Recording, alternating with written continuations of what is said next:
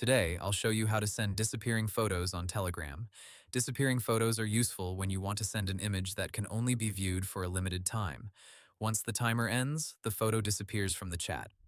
First, open the Telegram app on your phone. Now open the chat with the person you want to send the photo to. Tap the attachment icon, then choose the photo you want to send.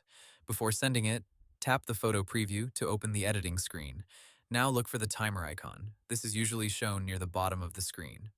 Tap the timer icon. Choose how long the person can view the photo, such as a few seconds. After selecting the time limit, tap Done. Now send the photo.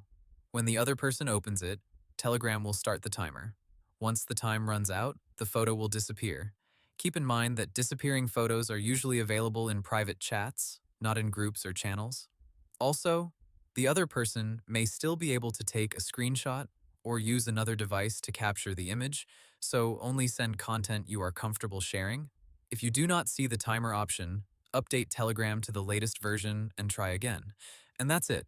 You now know how to send disappearing photos on Telegram.